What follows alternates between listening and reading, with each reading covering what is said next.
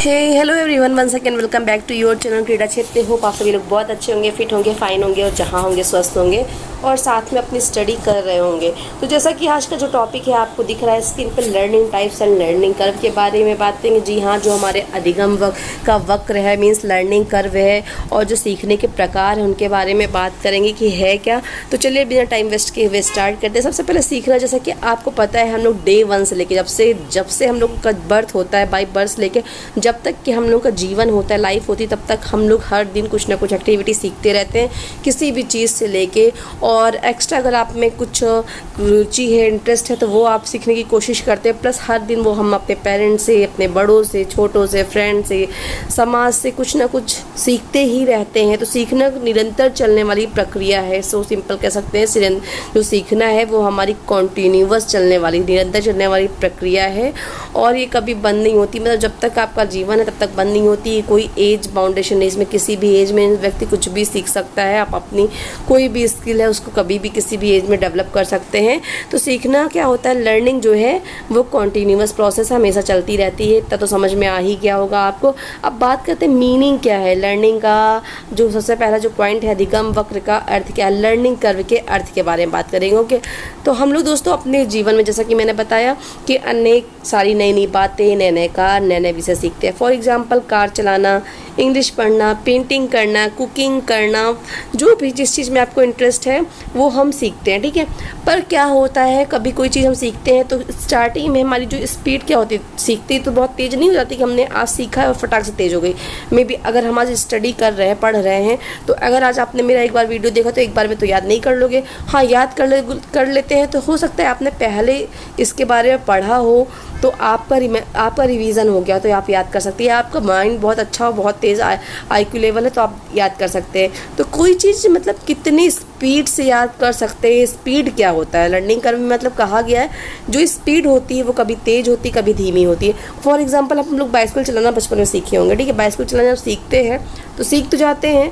अब जब बारी आती है कि उसको हम लोग लेके मार्केट में या कहीं भीड़ भाड़ वाली जगह में जाएँ, तो जब हम लोग जाते हैं तो थोड़ा सा तो डर लगता है ना।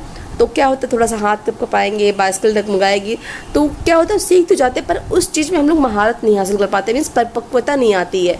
तो किसी चीज़ का अभ्यास जब करते हैं तो उस चीज़ में हम लोग ट्रेंड हो जाते हैं और हमारी स्पीड बढ़ जाती है।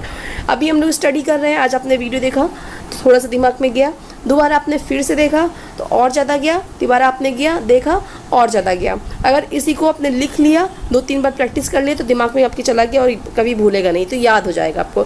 तो वही मतलब एक निरंतर जुड़ने वाली प्रक्रिया है, बस डिपेंड करता है कि आप कितनी प्रैक्टिस करते हो उसके। तो अब इसमें बताया क्या गया लर्निंग कर्व है क्या।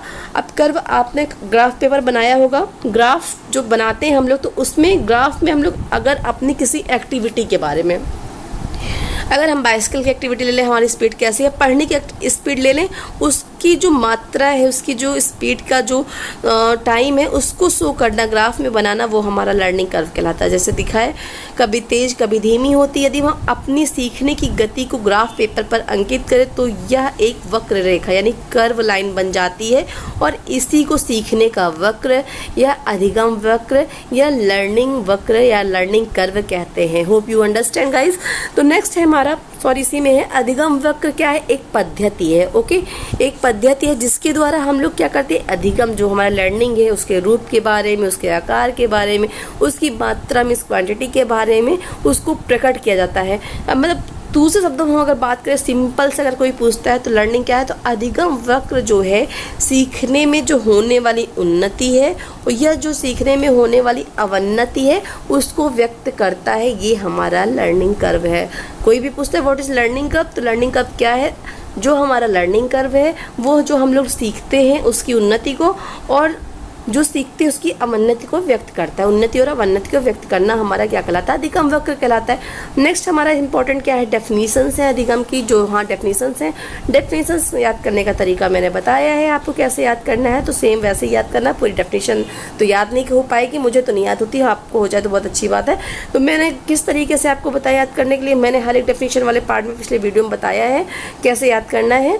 तो अभी बात करते हैं, हमारी जो फर्स्ट डेफिनीशन हमारी दिया है चार्ल्स स्किनर ने। तो चार्ल्स स्किनर के अनुसार अधिगम का वक्र किसी दी हुई क्रिया में उन्नति या अवनति का वर्गीकृत कागज पर ब्यौरा है।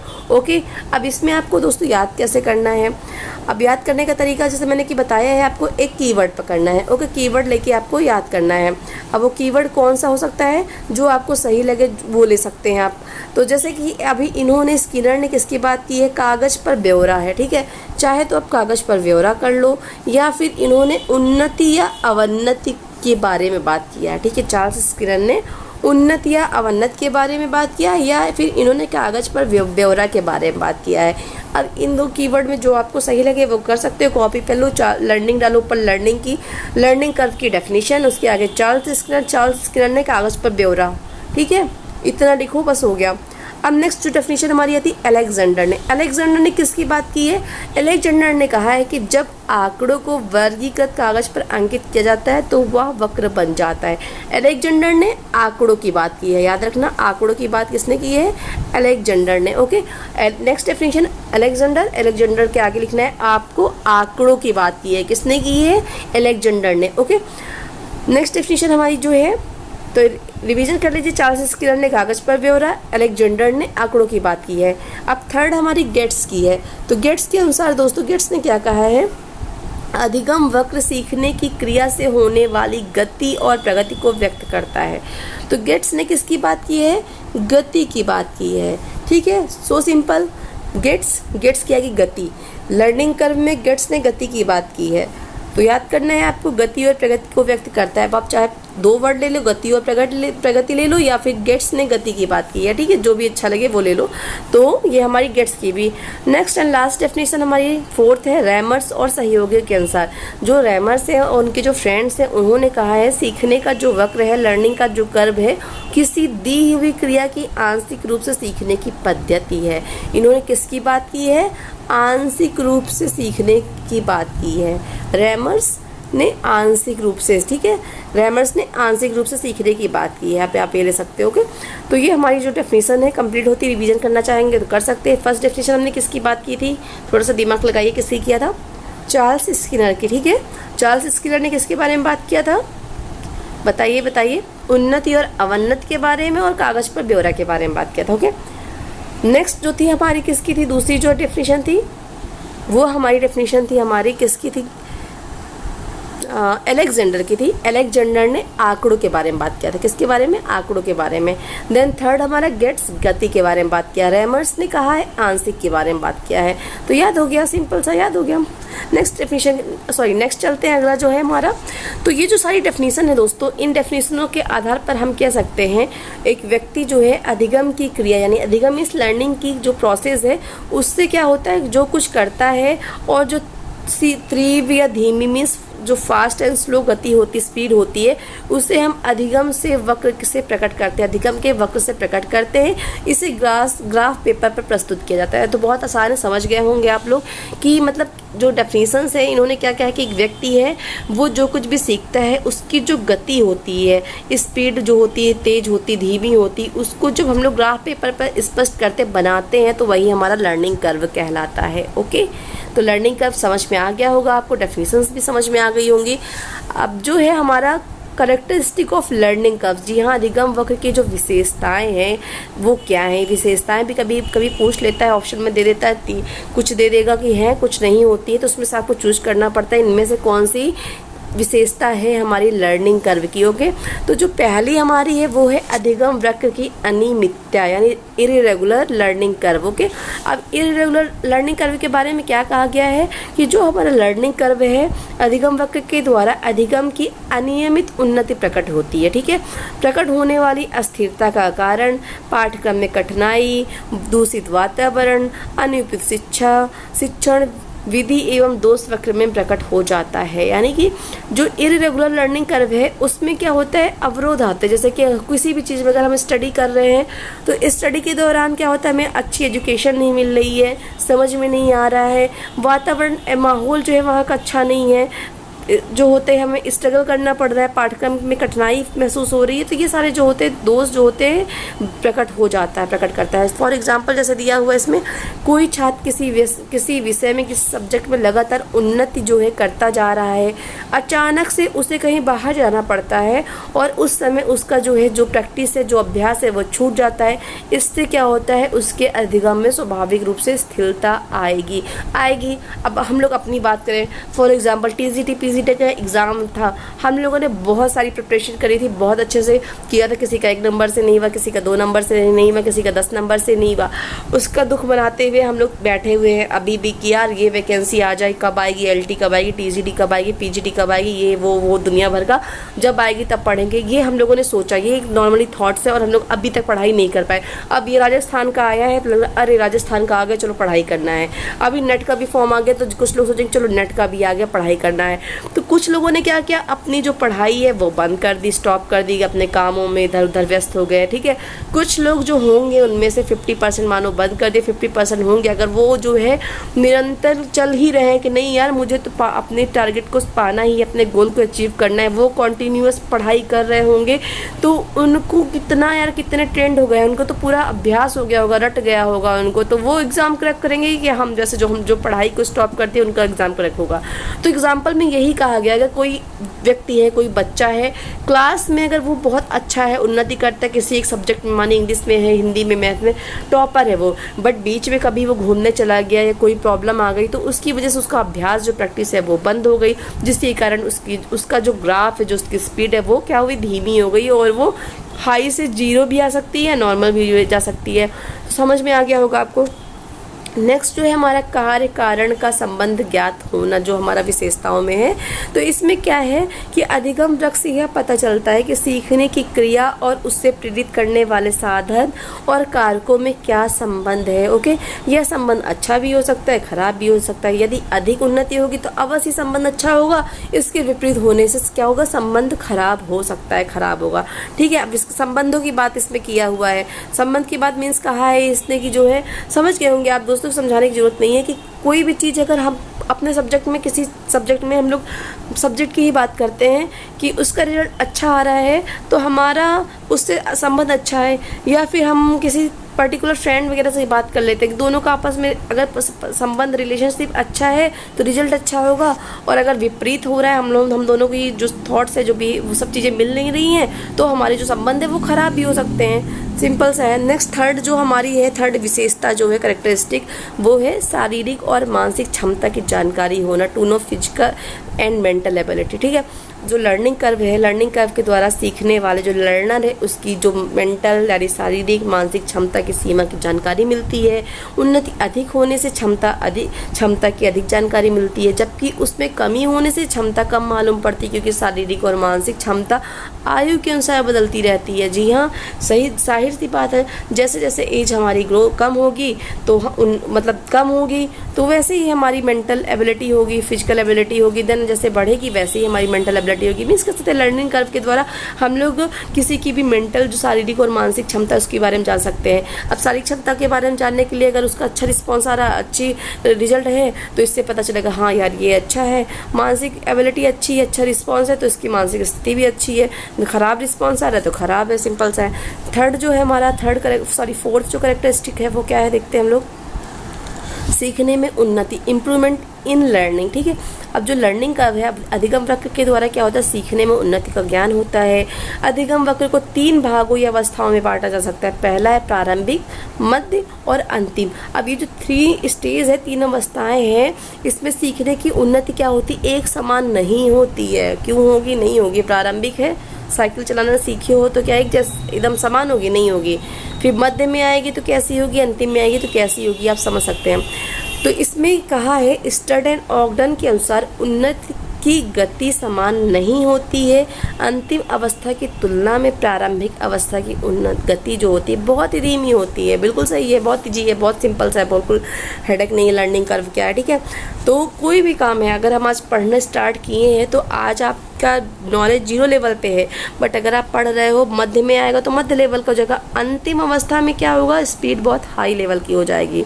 ठीक है, जैसे आप बात करते हैं प्रारंभिक स्तरीय अवस्था, जो सबसे पहला है इनिशियल स्टेज, यानी कि जो हमारा फर्स्ट स्टेज है उसमें क्या होगा। पहले की बात करते हैं हम लोग, जो फर्स्ट स्टेज है प्रारंभिक स्तरीय अवस्था इनिशियल स्टेज के बारे में। तो फर्स्ट स्टेज, जैसा कि आपको पता है किसी भी चीज़ का फर्स्ट स्टेज क्या होगा, प्रारंभिक जो स्तर होता है वो हमारा क्या होता है, शून्य अथवा कम होता है। ठीक है, शून्य अथवा कम होगा, ये याद रखना। फर्स्ट स्टेज क्या होगा, शून्य अथवा कम होगा। ठीक है, उसमें क्या होगा, वक्र रेखा में कोई विशेष उन्नति नहीं दिखाई जाती है। अगर हम लोग ग्राफ बनाते हैं तो उसमें कोई विशेष जो है उन्नति नहीं दिखेगी आपको।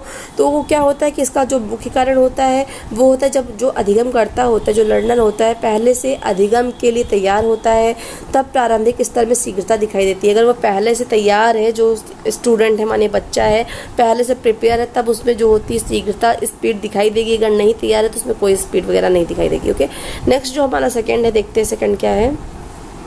तो इसमें स्किनर ने कहा है, स्किनर के अनुसार उन्होंने जो डेफिनेशन बताई है प्रारंभिक स्तर में, कि सीखने में प्रतिदिन चढ़ाव उतार आता है, पर सीखने वाले की समान प्रगति एक निश्चित दिशा में होती रहती है। जी हाँ, स्किनर ने कहा है कि सीखने में तो उतार चढ़ाव होगा, पर जो सीखने वाला जो लर्नर है उसकी जो प्रगति है वो नॉर्मल लेवल से एक निश्चित डायरेक्शन में होती रहती है। ठीक है, अब इसमें फाइनल स्टेज के बारे में बताया गया है। ठीक है, किसके बारे में, फाइनल स्टेज के बारे में, कि मध्य का, जैसा कि आपको पता है मध्य का तो मध्य ही होगा भाई। फाइनल स्टेज क्या होगा, जैसे जैसे इसमें सीखने वाले की जो अंतिम अवस्था आती जाती है, वैसे वैसे क्या होता है, सीखने वाले की गति क्या होती है, धीमी होती जाती है। अंत में एक अवस्था ऐसी आती है कि जब व्यक्ति सीखने की सीमा पर पहुंच जाता है। मीन्स कहा गया है कि जो सीखने की अंतिम अवस्था आती है वैसे वैसे सीखने की गति धीमी होती जाती है। ठीक है, अंत में फिर एक ऐसी अवस्था आती है जब व्यक्ति सीखने की सीमा पर पहुंच जाता है। क्योंकि स्टार्टिंग में तो जब वो नया नया आएगा यार, तो वो शून्य तो होगा, बट वो कोशिश ज़्यादा करेगा, मेहनत ज़्यादा करेगा। जब वो उस लेवल में पहुंच जाएगा तो थोड़ा सा उसके मन में क्या होगा, आलस वगैरह आएगा, उसकी जो स्पीड है थोड़ी सी कम होती जाएगी। ठीक है, धीमी होती जाएगी। बट वो क्या होगा, जो आखिरी समय आएगा, अंत की अवस्था आएगी, तो वो सीखने की जो सीमा है उस तक पहुँच चुका होगा। ओके, तो इसमें जो गेट्स ने जो बताया है, गेट्स ने कहा है कि सिद्धांत रूप में तो सीखने की उन्नति की पूर्ण सीमा संभव है, पर व्यवहार में, बिहेव में कहा है, मतलब व्यवहार में वह शायद कभी भी प्राप्त नहीं होती है। ठीक है, गेट्स ने कहा है कि सिद्धांत यानी प्रिंसिपल के तौर पे रूप में अगर सीखने की जो प्रोसेस होती है वो उन्नत की पूर्ण सीमा पूरी कर ले संभव है, परंतु जो व्यवहार में वो चीज़ कभी प्राप्त नहीं होती है। ठीक है, बिहेव में वो चीज़ नहीं आती है। कह सकते हैं कि मतलब अधिगम का जो वक्र है, यानी लर्निंग कर्व का अंतिम 1/3 भाग से अंतिम दशा का जो वर्णन किया जा सकता है वो है अंतिम स्तर में वक्र रेखा उठती भी हुई भी होती है, प्रतीत होती है, और स्थिर भी हो सकती है और स्थिर हुई भी प्रतीत होती है।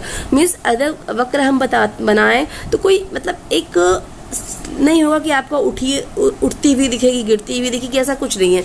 मतलब उसमें अंतिम स्तर तक कहते हैं कि रेखा उठती हुई भी है, उठती हुई प्रतीत हो सकती है, और एक जगह स्टॉप भी होते हुए भी प्रतीत हो सकती है, या फिर स्थिर हुई भी प्रतीत हो सकती है। ठीक है, तो या तो वो बढ़ सकती है या स्टॉप हो सकती है। ठीक है, कोई एक जैसा नहीं कि वो बढ़ेगी तो बढ़ेगी, स्टॉप भी हो सकती है। अब जो ये लर्निंग कर्व में उतार चढ़ाव के जो कारण है वो कौन कौन से कारण है, तो जो अधिगम वक्र में चढ़ाव और उतार के कारण है दोस्तों, तो वो है कि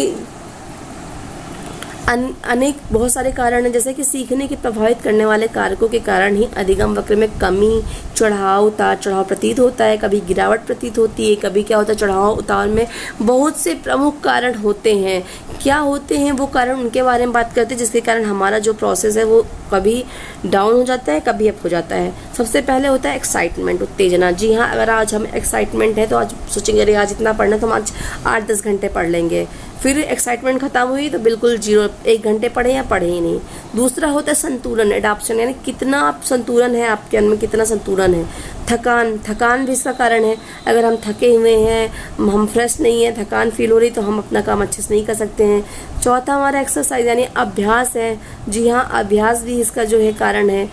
पांचवा हमारा प्रोत्साहन है यानी स्टिमुलेशन जिसको बोलते हैं, ये हमारे जो है कारण है। ठीक है, अब हम बात करते हैं जो मोस्ट इम्पॉर्टेंट है अधिगम वक्र के प्रकार, टाइप्स ऑफ लर्निंग कर्व। ये बहुत इंपॉर्टेंट है दोस्तों, इसी से जनरली क्वेश्चन आते हैं। अभी तक तो जो बताया वो बेसिक था, जिसमें हो सकता है डेफिनेशंस वगैरह पूछ लें या फिर हो सकता है कभी कभार ऑप्शन में दे दे कि विशेषताएं क्या हैं। बट अब जो है अधिगम वक्र के प्रकार क्या हैं, तो इसमें जो है पहला सरल रेखीय वक्र यानी स्ट्रेट लाइन कर्व जो होता है, दूसरा हमारा होता है हाँ, तो अधिगम वक्र के प्रकार में फर्स्ट जैसा बताया सरल रेखीय वक्र है यानी स्ट्रेट लाइन कर्व है। देन उत्तरोत्तर वक्र यानी ऋणात्मक यानी कॉन्वेक्स कर्व भी कह सकते हैं इसको। नेक्स्ट जो है हमारा वो है अगला जो कर्व है हमारा दोस्तों नतोत्तर वक्र या धनात्मक उन्नति सूचक वक्र यानी कॉनकेव कर्व है या फिर पॉजिटिव एक्सलेशन कर्व कह सकते हैं। फोर्थ हमारा मिक्स्ड कर्व या कॉम्बिनेशन टाइप कर्व जिसे सिग्मॉइड कर्व भी कहते हैं। ओके, तो इसमें हम लोग सब बात करते हैं सबसे पहले हम लोग कि जो हमारा फर्स्ट स्ट्रेट लाइन कर्व सरल रेखीय वक्र क्या है। तो ये जो वक्र है, ये जो कर्व है, ये क्या करता है, जो सीखने की प्रगति को लगातार बढ़ते हुए व्यक्त करता है। ठीक है, जो स्ट्रेट लाइन माने कर्व बताए, स्ट्रेट लाइन जो जाएगी वो क्या करेगी, आपके बढ़ते हुए वक्र को, बढ़ते हुए जो प्रगति है उसको दर्शाता है। और ये जो वक्र है, ये जो कर्व है, ये बहुत कम दशाओं में पाया जाता है, हरदम ऐसा नहीं होता। देख सकते हैं आप, ये एग्जाम्पल ये कर्व है, ये कभी कभी होता है, ऐसा ऑल टाइम नहीं होगा कि हम लोग एक ही डायरेक्शन में चल रहे हैं। तो स्ट्रेट लाइन में समझ गए होंगे स्ट्रेट लाइन जाती है, पर ये क्या दर्शाता है, ये आपकी उन्नति को दर्शाता है। ओके, देन हमारा जो है दूसरा कॉन्वेक्स कर्व, ओके, यानी मीन्स निगेटिव एक्सलेशन कर्व भी इसको बोलते हैं सॉरी, मतलब इस प्रकार का जो कर्व होता है उसमें क्या होता है, अधिगम की जो प्रोसेस होती है, अधिगम की जो क्रिया होती है, आरंभ में अधिक प्रगति दिखाई पड़ती है इसमें। ठीक है, अभ्यास के बढ़ने के साथ साथ उन्नति की जो गति होती है वो स्थिर पड़ती जाती है और लास्ट में वक्र में एक सीधी रेखा या पठार के रूप में हो जाता है। ठीक है, या मतलब पठार में प्लेटू बोल सकते हैं, जो यह बताता है कि जब अभ्यास के फलस्वरूप अधिक उन्नति संभव नहीं है। ठीक है, फॉर एग्जाम्पल देख सकते हैं यहाँ पे कैसे कर्व बना है इसका, तो ये बना हुआ है यहाँ पे जो सीखने का पठार है, इसमें मतलब ये देखिए कॉन्वेक्स है, फिर उसके बाद सीखने का पठार ये आया, यहाँ पठार बन गया हुआ है क्योंकि ये कमी को दर्शाता है कहाँ पे कितना हमारी कमी गैप आया हुआ है। ठीक है,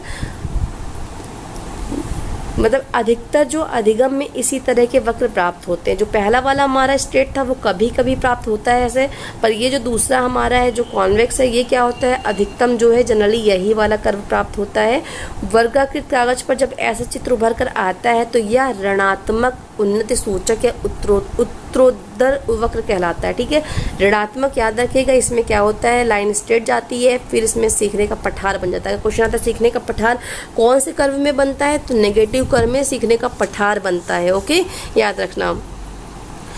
नेक्स्ट जो है हमारा तीसरा जो है हमारा कौन सा है देखते हैं, थर्ड नतोत्तर वक्र या फिर पॉजिटिव एक्सलरेशन या कॉनकेव कर्व भी बोलते हैं, नाम याद रखना, कॉनकेव या फिर पॉजिटिव। ठीक है, इस प्रकार का जो कर्व होता है उसमें उन्नति जो होती, ग्रोथ जो होती है वो धीरे धीरे होती है और जब सीखने की गति प्रारंभिक काल में धीमी होती है, पर बाद में क्या होता है, सीखने की गति की में जो उन्नति होती है, तब जो वक्र बनेगा वो जो होता है वो नतोत्तर प्रकार का होता है, मीन्स कह सकते हैं पॉजिटिव एक्सलेशन का होता है। इसमें क्या होता है, उन्नति धीरे धीरे होती है। ठीक है, और प्रारंभिक काल में गति धीमी होती है, बाद में जो गति सीखने की होती है वो बढ़ जाती है। ठीक है, तो कैसे जाएगा इसका पठार, जो जैसे ग्राफ कैसे बनेगा, ये बनेगा, पहले तो धीरे धीरे धीरे गया, फिर अचानक से बढ़ के ऐसे बन गया। ठीक है, प्रगति हो गई, तो ये कॉनकेव कर्व कहलाता है और ये प्रगति कहलाता है। ठीक है, तो याद रखना, ये जो होता है जो हमारा पॉजिटिव में होता है इसमें धीरे धीरे प्रगति होती है, बाद में स्पीड बढ़ जाती है। तो प्रारंभ में जो सीखने की गति धीमी इसलिए है कि वह कार्य में भली भांति परिचित नहीं हो पाया था, उसने सीखने की सही विधि का चुनाव नहीं किया था अथवा उसका अभ्यास उचित नहीं था। जब सीखने वाले की विधि में स्थिरता आ जाती, स्टेबिलिटी आ जाती, तो वह अपने कार्य से भली भांति परिचित हो जाता है और जो सीखने की प्रोसेस है उसकी जो स्पीड है वो क्या होने लगती, बढ़ने लगती, तीव्र होने लगती है। ओके, तो ये हमारा क्या है, पॉजिटिव यानी एक्सेलरेशन कर्व है। ठीक है, पॉजिटिव। ओके, देन हमारा फोर्थ है मिश्रित यानी मिक्स्ड कर्व और कॉम्बिनेशन टाइप कर्व या फिर सिग्मॉइड कर्व इसको बोलते हैं। मिश्रित जैसा नाम से समझ में आ रहा है, मिश्रित या अवग्रहास वक्र अलग से कोई वक्र नहीं है, इसमें वास्तव में यह जो हमारा कॉन्वेक्स कॉनकेव जो कर्व है उसी का मिश्रण है, मिश्रित रूप है। इस प्रकार के जो कर्व होते हैं उसमें स्टार्टिंग में घंटों में धीमी गति रहती है, ठीक है, घंटों तक जो है धीमी प्रोसेस रहती है और फिर फास्ट हो जाती है, यानी कि तीव्र हो जाती है। इसके पश्चात फिर से स्लो हो जाती है और फिर से तीव्र हो जाती है। ओके, तो किसका मिला जुला रूप है ये याद रखना, ये हमारे कॉन्वेक्स और कॉनकेव का मिला हुआ रूप मिक्स्ड कर्व कहलाता है। क्वेश्चन आगे मिक्स्ड कर्व किसका मिला हुआ रूप है, तो कॉन्वेक्स और कॉनकेव का मिला हुआ मिश्र रूप है, जिसमें स्पीड कभी धीमी कभी तेज कभी धीमी, जैसे देख सकते हैं धीमी हुई फिर तेज हुई फिर धीमी हुई फिर तेज हुई। तो ये क्या हुआ, अधिगम का पठार यानी मिक्स्ड कर्व हुआ, मिश्रित वक्र कहलाया ये। ओके, तो आई होप समझ गए होंगे आप लोग, समझ में आ गया होगा। तो अभी जो हमारा अधिगम वक्र को प्रभावित करने वाले तत्व, हम लोग जो बात करेंगे फैक्टर ऑफ लर्निंग कर्व, जो फैक्टर्स हैं हमारे लर्निंग कर्व को प्रभावित करने वाले, उनके बारे में बात करते हैं। तो जो अधिगम वक्र में जो है निम्न तत्वों का प्रभाव पड़ता है। फर्स्ट जो हमारा होता है पूर्वानुभव यानी प्री एक्सपीरियंस का प्रभाव पड़ता है। प्री एक्सपीरियंस में कह सकते हैं जो हमारा लर्निंग है, अधिगम में जो पूर्व अनुभव है वो प्रगति को प्रदर्शन करता है। अगर हमें पहले से नॉलेज है तो भाई हमारा प्रदर्शन भी बेटर होगा, अगर नहीं है तो प्रदर्शन भी अच्छा नहीं होगा। तो इस वक्र में बालक द्वारा पूर्व ज्ञान का लाभ उठाने, नवीन ज्ञान को प्राप्त करने की क्रिया, उसका परिणाम स्पष्ट हो जाता है। दूसरा हमारा आभास यानी फीलिंग की बात करते हैं हम लोग, पहला पूर्वानुभव यानी प्री एक्सपीरियंस, दूसरा हमारा आभास की बात करते हैं यानी फीलिंग्स की। तो फीलिंग्स की बात करें जो हमारा अधिगम है, लर्निंग है, तो अधिगम की जाने वाली क्रिया का यदि आभास मात्र भी हो जाए तो उसका भी प्रभाव वक्र में परिलक्षित हो जाता है। परीक्षा के समय एक सूत्र का अभ्यास मिलने पर छात्र अच्छे अंक प्राप्त कर लेता है। जी हाँ, फीलिंग मीन्स आभास करना, मतलब जैसे कि एग्जाम्पल दिया हुआ एग्जाम में टाइम में अगर कोई फॉर्मूला आपको याद करना है, अगर आपने उसको आभास कर लिया, फील कर लिया, याद कर लिया, तो आप क्या करोगे एग्जाम में वो अच्छा करके आओगे और अच्छे जो है नंबर आपको मिलेंगे। देन हमारा थर्ड आता है सरल से कठिन की ओर, फ्रॉम इजी टू कॉम्प्लेक्स की ओर। तो इसमें कहा गया है कि जो लर्निंग की प्रोसेस होती है, अधिगम की जो क्रिया है, यदि सरल से कठिन की ओर सिद्धांत पर आधारित हो तो वक्र का उसका अंकन जो होता है उन्नति सूचक होता है। हाँ, ये हमें भी किसी भी, अगर हम एक टीचर है तो हमें यही फॉलो करना चाहिए। हमें जो प्रोसेस है, चाहे वो पढ़ाई की हो, चाहे किसी काम की हो या किसी बच्चे को सिखाना है, तो हमें प्रोसेस को इजी बनाना चाहिए। पहले फ्रॉम इजी टू कॉम्प्लेक्स, सरल से कठिन की ओर चलना चाहिए। ठीक, कठिन से सरल चलेंगे तो तब तो काम हो गया। तो हमें क्या करना है, सरल से टफ की ओर जाना है, फ्रॉम इजी टू कॉम्प्लेक्स की ओर। ओके, नेक्स्ट हमारा 4 है स्किल, कौशल यानी स्किल के बारे में बात करते हैं। तो जो लर्निंग की क्रिया है दोस्तों, जो अधिगम की क्रिया है, उसमें जो स्किल है, कौशल का अर्जन होने पर क्या होता है, मापन के समय इसका प्रभाव स्पष्ट प्रकट होता है। जब हम लोग कोई स्किल सीख लेते हैं, बेटर कर लेते हैं, और जब हम लोग उसका मापन करते हैं, आकलन करते हैं, अगर हमसे अच्छी स्किल आ रही है तो उसका जो रिजल्ट है वो आपको देखने को मिलेगा, रिजल्ट स्पष्ट आएगा। ठीक है, स्किल के। अब देन हमारा 5 आता है उत्साह यानी एक्साइटमेंट। अब लर्निंग की जो प्रोसेस है, लर्निंग की प्रोसेस के लिए यदि जो लर्नर है, जो सीखने वाला है, उसको एक्टिविटी करानी है, कोई क्रिया कराना है, उस क्रिया के प्रति अगर उसका उत्साह नहीं है, उसका उत्साह खत्म है, तो क्या होगा, उसका जो प्रदर्शन है उसका, तो क्या होगा कि उसका जो प्रदर्शन है वो, अगर रुचि नहीं है तो प्रदर्शन अच्छा नहीं होगा, अगर रुचि है तो उसका प्रदर्शन बहुत अच्छा होगा। तो ये कहलाता है, उसका दर्शन भी वक्र कहलाता है, प्रदर्शन वक्र कहलाता है। अगर एक्साइटमेंट मतलब किसी चीज़ को अगर आप में सीखने चाहते हो, इंटरेस्ट है, तो आपका वो प्रदर्शन वक्र कहलाएगा। नहीं है तो भी वो आपका क्या कहलाएगा, वक्र कहलाएगा। मतलब कह सकते हैं अधिगम की क्रिया के लिए यदि सीखने वाले की क्रिया के प्रति यदि अपूर्व उत्साह है तो उसका जो प्रदर्शन भी वक्र में हो जाएगा।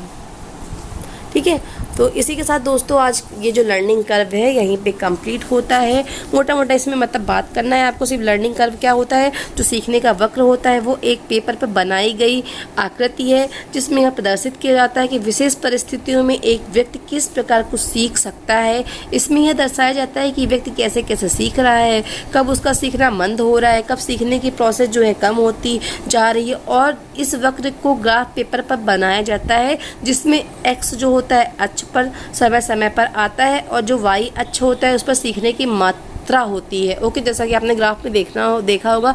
और सीखने के वक्र के प्रकार के बारे में हम लोगों ने बात किया था। तो सीखने की प्रक्रिया क्या होती है? एक जटिल मानसिक प्रक्रिया होती है जो सीखने वाले के स्वभाव पर डिपेंड करती है, सीखने जाने वाले कार्य की प्रगति पर डिपेंड करती है, समय की अवधि पर डिपेंड करती है, उपस्थित जो परिस्थितियाँ होती है, वातावरण होता है, उनके स्वरूप पर नियंत्रित करती है। और सीखने के वक्र को मोटे तौर पर हम लोग 3 रूपों में विभक्त कर सकते हैं। ठीक है, जो 3 रूप है वो जैसे मैंने सारे रूप आपको बताया, बट जो 3 इंपॉर्टेंट है हमारे सिलेबस के अनुसार उनके बारे में हम लोग बात कर सकते हैं। जितना लास्ट का है, लास्ट के इंपॉर्टेंट फैक्ट्स हैं, इसको नोट कर लीजिएगा।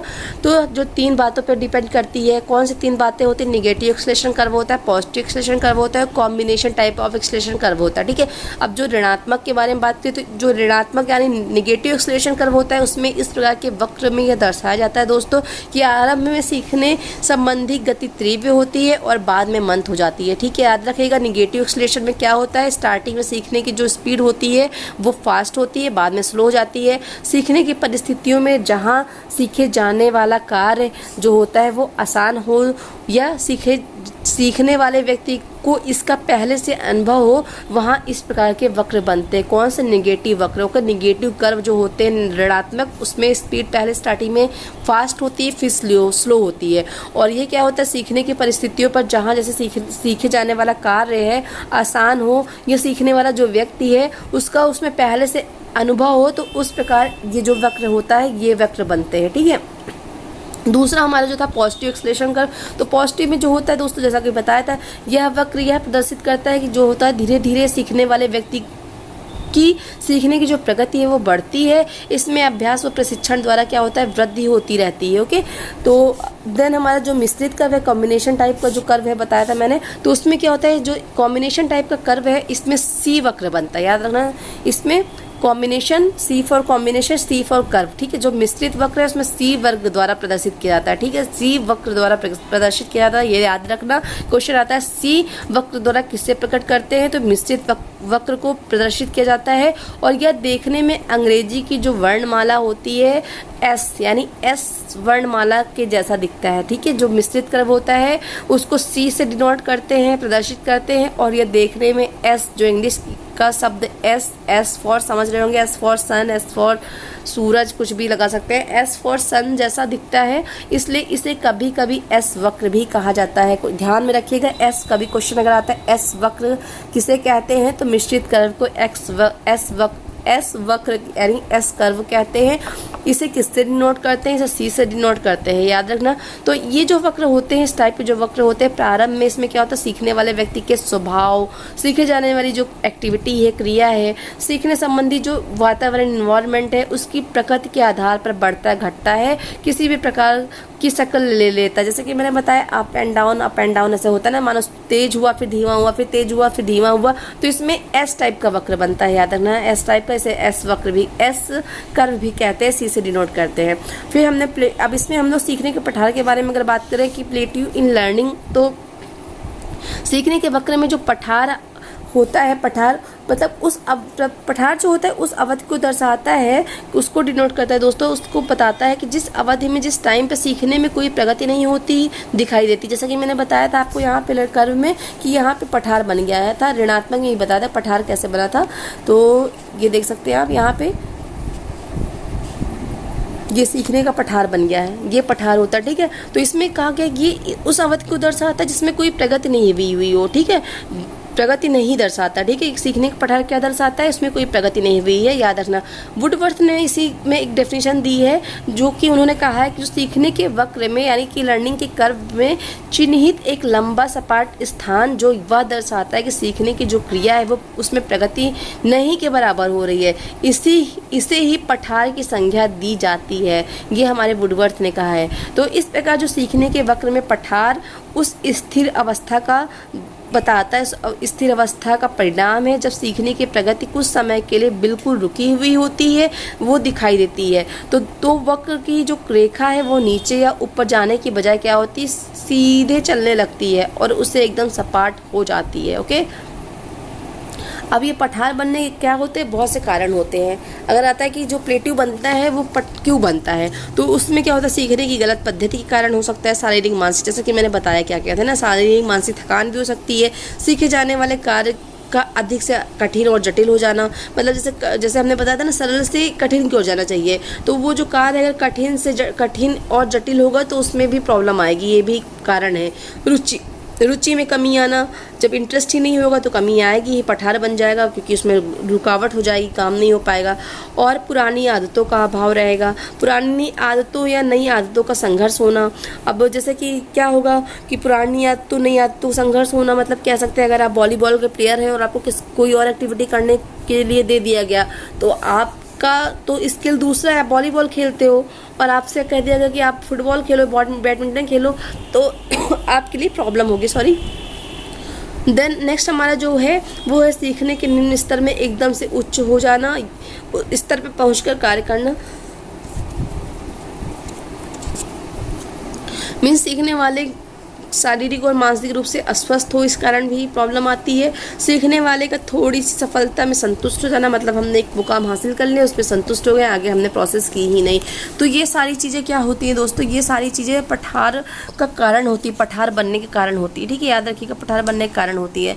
अब बाकी मैंने बात कर लिया था लॉज ऑफ प्रिंसिपल के बारे में, जैसे कि मैंने बताया था थ्योरीज ऑफ लॉज के बारे में, जिसमें हमारी SR थ्योरी थी, यानी मिस कह सकते हैं स्टिमुलस रिस्पॉन्स थ्योरी थी, जिसको हमारे थार्नाडाइक ने दिया हुआ था। और हम लोगों ने फील्ड रिलेटेड थ्योरी के बारे में बात किया था, थार्नाडाइक ने स्टिमुलस यानी SR थ्योरी दी थी और फील्ड रिलेटेड थ्योरी दी थी। फिर उसके बाद हम लोगों ने अपनी थ्योरी ऑफ कंडीशनिंग के बारे में बात कर लिया था, लर्निंग ऑफ इनसाइट के बारे में बात कर लिया था, याद करने की ट्रिक भी बता दिया था आपको। तो अगर आपने नहीं देखा तो आप पूरा वीडियो देख सकते हैं, लर्निंग का पार्ट 1, पार्ट 2 और ये पार्ट 3 है, जो कि आज ये लास्ट है। अब इससे रिलेटेड क्वेश्चन जो भी हैं उसको कर लेंगे। देन इसके बाद जो हमारा साइकोलॉजी का प्रोसेस होगा वो हमारा मोटिवेशन का होगा। जी हाँ, प्रेरणा, ये इससे भी क्वेश्चन बहुत सारे आते हैं। तो मोटिवेशन का नेक्स्ट जो वीडियो होगा मोटिवेशन का होगा। देन करंट अफेयर्स आपके लिए राजस्थान से रिलेटेड आ ही रहे हैं, स्पोर्ट्स से रिलेटेड करंट अफेयर्स आ रहे हैं, ऑब्जेक्टिव भी क्वेश्चन चल रहे हैं। तो आप बस लगे रहिए, मेहनत करते रहिए, समय निकालिए पढ़ने के लिए, थोड़ा थोड़ा करके पढ़ते रहिए।